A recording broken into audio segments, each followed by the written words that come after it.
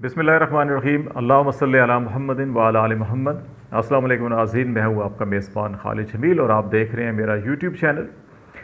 नाज़रीन, गुज़श्ता कुछ दिनों से मुसलसल शहबाज शरीफ साहब, मरियम नवाज़ साहिबा और मुस्लिम लीग नून और उनकी हुकूमत से मुतल्लिका ऑडियोज़ सामने आ रही थी जो डार्क वेब के ऊपर हैकर्स की जानब से जारी की गई थी। आज एक वीडियो इमरान खान साहब और उनके प्रिंसिपल सेक्रेटरी आज़म खान के दरमियान गुफ्तगू की ऑडियो जो है वो लीक हुई है और ये ऑडियो पाकिस्तान मुस्लिम लीग नून के मीडिया सेल की जानिब से जारी की गई है। तो ये एक ख्याल ये किया जा रहा था कि शायद ये पाकिस्तान का जो प्राइम मिनिस्टर हाउस है वहाँ कोई बगिंग सिस्टम या तो लगे हुए हैं या इनको हैकर्स ने या गैर मुल्की एजेंसियों ने यहाँ तक पेनिट्रेशन हासिल कर लिया और यहाँ का डाटा हैक किया या रिकॉर्डिंग की जा रही है। लेकिन पाकिस्तान मुस्लिम लीग नून हुक्मरान जमात का जो मीडिया सेल है उसकी जानिब से इस ऑडियो का जारी करना और फिर इस ऑडियो के ऊपर राना सनाउल्लाह साहब की प्रेस कॉन्फ्रेंस और फिर इसके तमाम ट्रांसक्रिप्ट तैयार करके और उसके अंदर आखिरी जुमला एनी हो ये तो साजिश है, तो वो उसका तर्जुमा उन्होंने ज़रा अपनी मर्ज़ी से करके और उसको जिस अंदाज़ में, जैसे इमरान खान ने कहा कि स्टार्ट में कि हम नाम नहीं लेंगे मुल्क का लेकिन खेलेंगे, तो आखिरी जुमला जो नून लीग है उन्होंने उसका इंग्लिश का उर्दू तर्जुमा अपनी मर्ज़ी का करके उससे खेलने की कोशिश की है। तो इसका ये मतलब ये है कि ये ऑडियोज़ जो हैं कि हैकर्स के पास नहीं बल्कि ये इंटरनल भी कुछ फैक्टर्स हैं जिन्होंने इन ऑडियोज़ को संभाल के रखा हुआ है या रिकॉर्डिंग के प्रोसेस के अंदर शामिल हैं और इसमें हमारी पॉलिटिक्स जो है कि बहुत ज़्यादा इस वक्त कार फरमा जो है वो दिखाई दे रही है। कतई नज़र इससे कि प्राइम मिनिस्टर शहबाज शरीफ हैं या इमरान खान है या उससे पहले शाहिद खाकान अब्बासी, नवाज़ शरीफ या यूसुफ रज़ा गिलानी या इसके बाद अभी जो भी हों, prime minister office chief executive office होता है, किसी भी मुल्क का इंतज़ामी सरबराह होता है और अगर उसका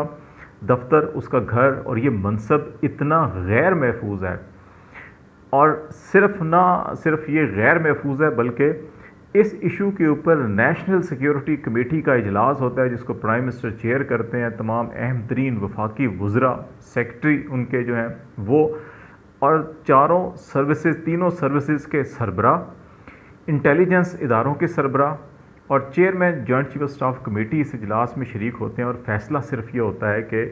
वज़ीर दाखिला की सरबराही में हाई पावर्ड कमेटी इसकी तहकीकात के लिए जो है वो कायम कर दी है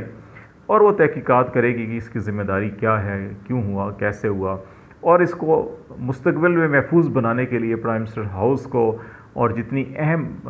वजारतें या मकामात हैं उनकी जो सिक्योरिटी है उसका असर नो जायज़ा लिया जाएगा और उसके प्रोटोकॉल्स बनाए जाएंगे और एक जो है साइबर सिक्योरिटी के लिए लीगल फ्रेमवर्क जो है कि लॉ मिनिस्ट्री उसके लिए तैयार करेगी ताकि इसको इंश्योर किया जा सके। इस सारी सूरत हाल के अंदर अगर सिंसेरिटी के साथ कोई ये संजीदगी के साथ देखे कि पाकिस्तान का चीफ एग्जीक्यूटिव ऑफिस इतना गैर महफूज कैसे हो गया, तो सबसे पहला एक्शन जो है कि चीफ एग्जीक्यूटिव ऑफिस और चीफ एग्जीक्यूटिव होम का जो चीफ सिक्योरिटी ऑफिसर है और जो इंटेलिजेंस ऑफिसर्स हैं इस मकसद के लिए तैनात हैं कि इसको इंश्योर करेंगे, इसकी साइबर सिक्योरिटी, इसकी फ़िज़िकल सिक्योरिटी और हर मामलात को जो इसकी साइबर सिक्योरिटी के ऊपर जो अफसर तैनात थे सबसे पहले उनको मुअत्तल करके चार्ज शीट करना चाहिए था कि उनकी नाअहली की वजह से, उनकी गफलत की वजह से क्या हुआ, लेकिन इस ज़मन में कोई ऐसी चीज़ सामने नहीं आई। इसका मतलब है कि शायद दाल में कुछ काला काला है और जिन लोगों ने अपनी ये ज़िम्मेदारी अदा करनी थी शायद कहीं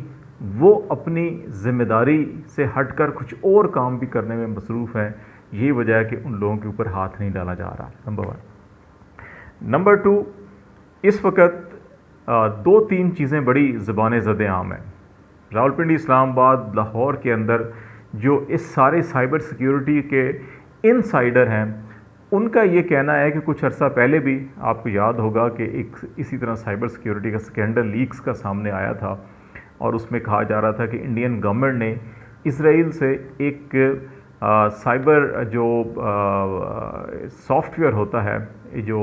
इसको हम स्पाईवेयर कहा जाता है, वो उन्होंने हासिल किया है। और वो ना सिर्फ इंडिया के अंदर इस्तेमाल कर रहे हैं बल्कि वो पाकिस्तान के भी प्राइम मिनिस्टर ऑफिस और बहुत से अहम दफातर जो हैं कि उन्होंने बग किए हुए हैं उस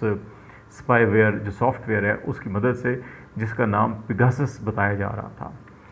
अब ये पिगासस क्या है, और बहुत सारे उन्हीं इनसाइडर्स का ये कहना है कि पाकिस्तान का ये जो सारा का सारा डाटा हुआ है इसके अंदर इंटरनल पॉलिटिक्स भी है, इंटरनल हमारी जो पावर कॉरिडोर्स की पॉलिटिक्स होती है और उसके अंदर जो इदारे होते हैं वो भी शामिल हैं। लेकिन इस सारे खेल के अंदर जो स्पाईवेयर है, जो वो सॉफ्टवेयर जो जासूसी का सॉफ्टवेयर है, वो वही सॉफ्टवेयर इजरायली इस्तेमाल हुआ है जो इंडिया ने इस्तेमाल किया हुआ था। अब सवाल ये पैदा होता है कि ये क्या ऐसा हो सकता है या नहीं हो सकता, क्योंकि जो पिगासस स्पाईवेयर है ये एक इजरायली कंपनी है, उसका नाम जो है कि वो NSO, ये साइबर आर्म्स कंपनी है, NSO ग्रुप है,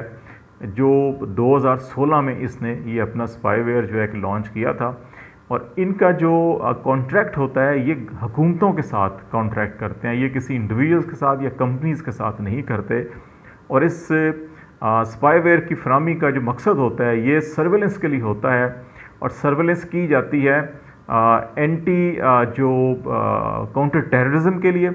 और दूसरा जो है कि इसमें काउंटर क्राइम्स के लिए जो है कि सर्वेलेंस के लिए इस्तेमाल किया जाता है। लेकिन इसको बहुत से ममालिक में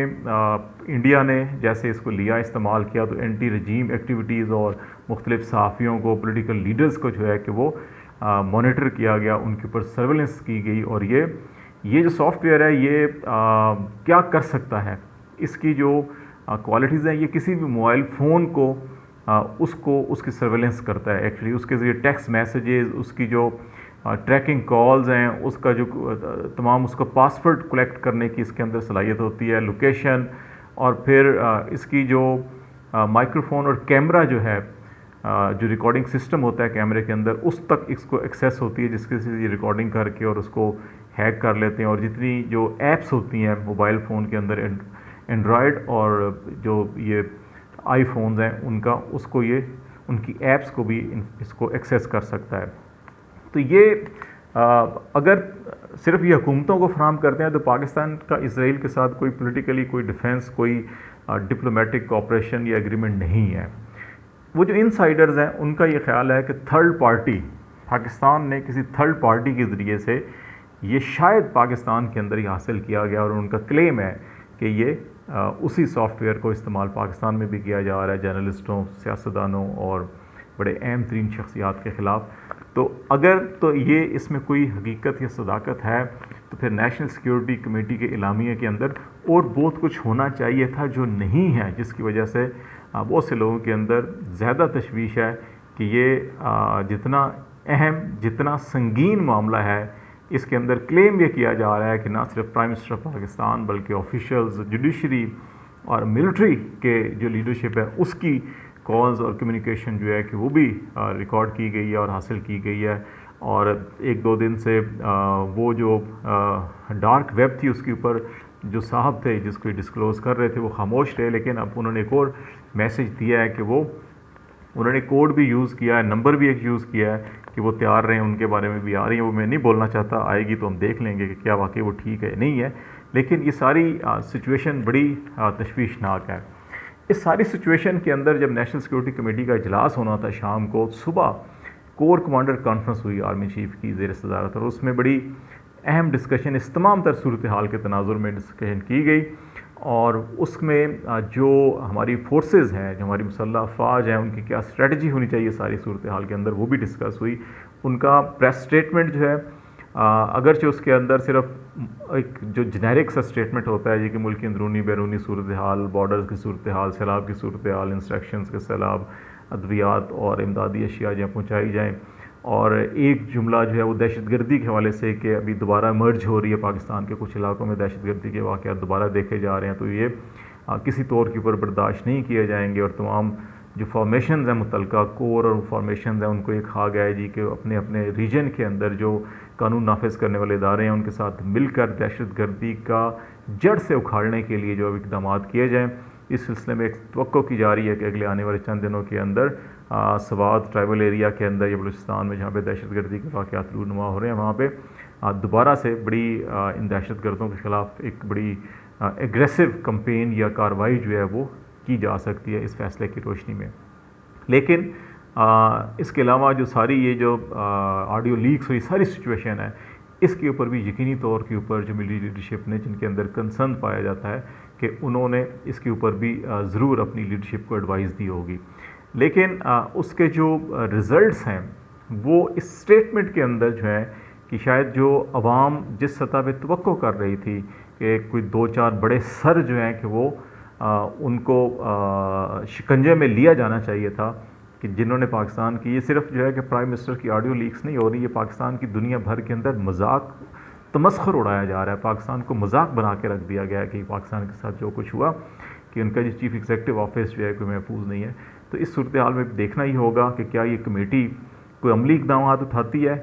या नहीं उठाती। और दूसरी तरफ से जो हैकर्स हैं वो धमकियाँ दे रहे हैं कि भाई हम मज़ीद जो है कि फ्राइडे को या कल और परसों जो है कि मज़ीद इसके ऊपर ऑडियोज़ आएंगी, और उन्होंने कहा जी जजेज़ और जर्नलों के बारे में भी होंगी। और अगर ऐसा होता है तो फिर यकीनन ये बड़ा परेशान कुन सूरत हाल है, और इस परेशान कुन सूरत हाल से निपटने के लिए जिस लेवल के ऊपर इकदाम होने चाहिए थे वो नज़र नहीं आ रहे, जो बड़ी मायूस कुन भी है और जो बड़े हैरान कुन भी हैं, और जो बहुत ज़्यादा सवालात भी उठा रहे हैं। और ये सवालात जेन्युइन सवालात हैं कि इतनी बड़ी